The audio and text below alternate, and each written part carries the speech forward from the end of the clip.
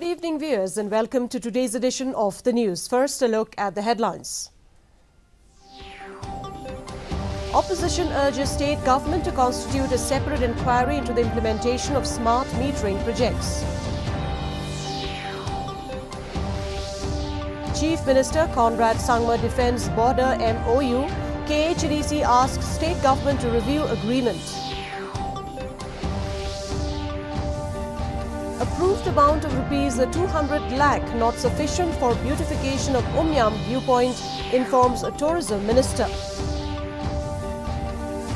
And BJP's decision to exclude NPP from Manipur government has not put strain on relationship, says NPP President Conrad Sangma.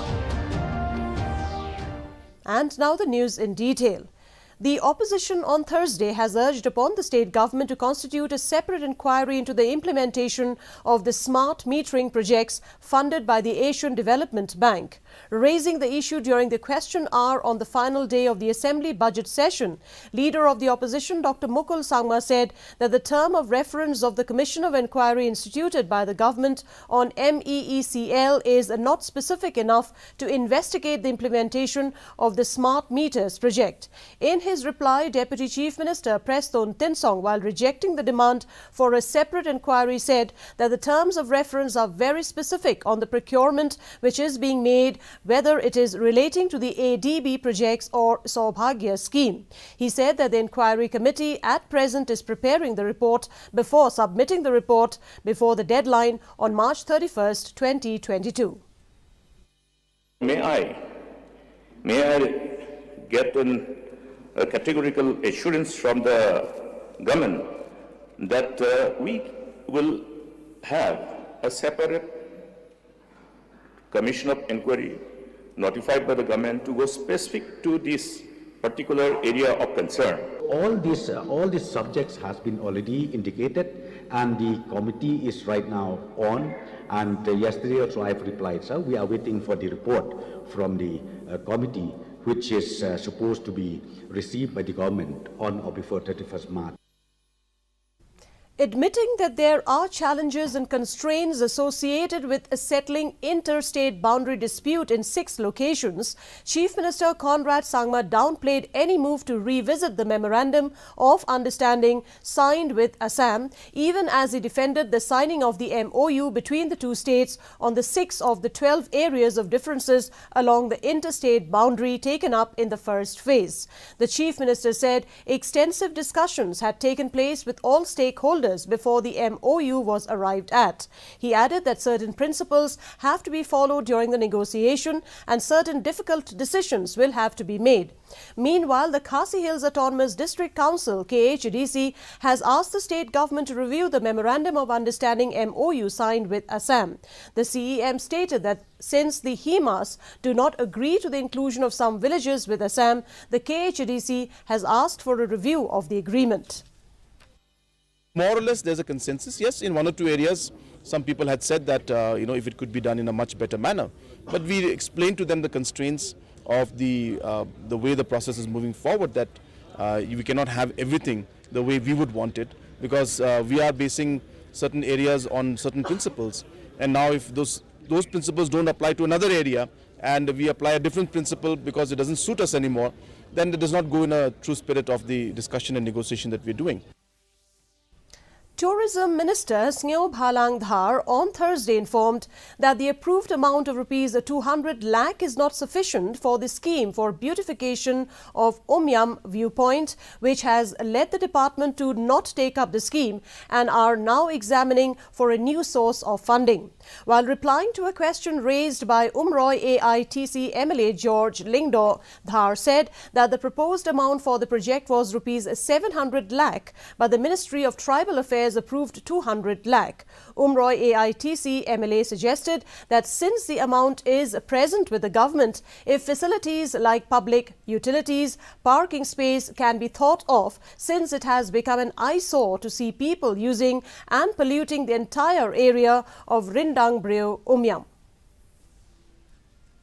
NPP President Conrad K. Sangma reiterated that the BJP's decision to not include the NPP in the Manipur government will not have an impact on the party's approach towards the BJP in the state or in the centre.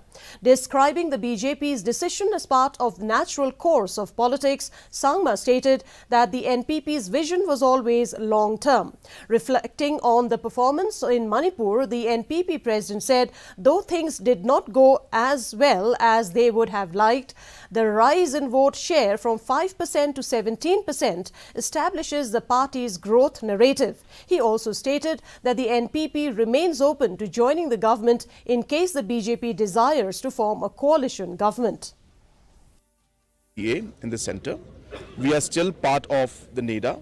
We are still having a strong relationship in Arunachal Pradesh, and we are obviously in the government together here in Meghalaya. So therefore, these kind of situations, political situations will always happen, but there's a long-term relationship that we see, and in situations accordingly we'll decide. A state-level workshop and review meeting on the Central Scheme Prime Minister Employment Generation Programme was held by Khadi and Village Industries Commission in Shillong today. Speaking on the occasion, Joint Secretary of Commerce and Industries Department Barnari Maulong said that the department is taking all measures to ensure that youths of the state are employed under the ambitious program. On the same day, a review meeting was also held about the implementation of the scheme.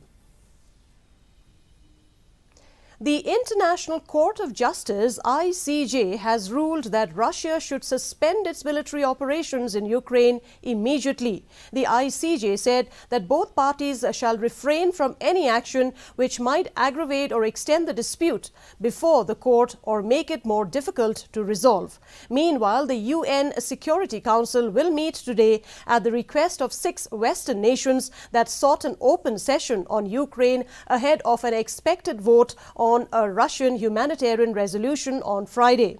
Russia circulated a proposed Security Council resolution on Tuesday that would demand protection for civilians in vulnerable situations in Ukraine and safe passage for humanitarian aid and people seeking to leave the country.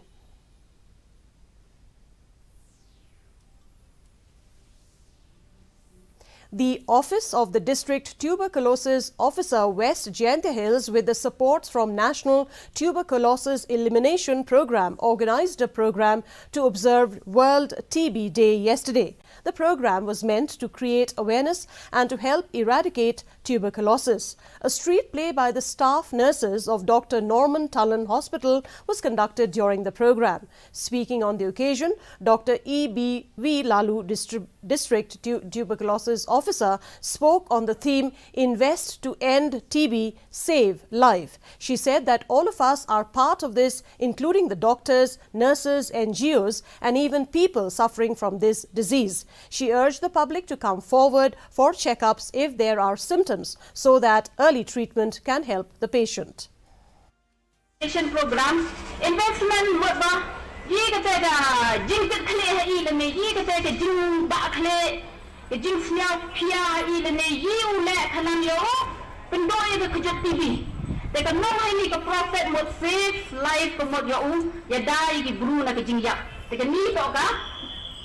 invest to NTB saves life.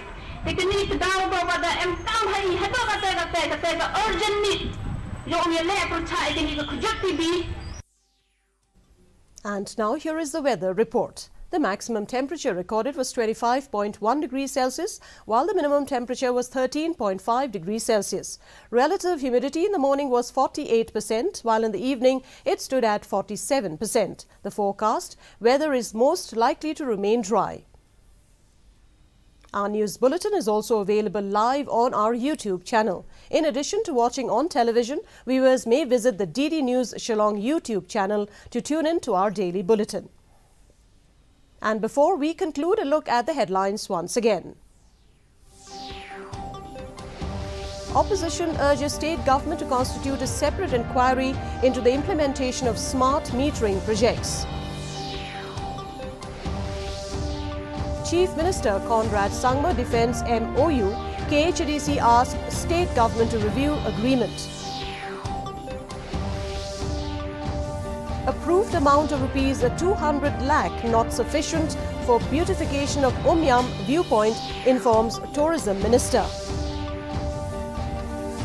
And BJP's decision to exclude NPP from Manipur government has not put strain on relationship, says NPP President Conrad Sangma. And that's a wrap of today's edition of the news. Thank you very much for joining us. And from all of us here, it's wishing you all good night.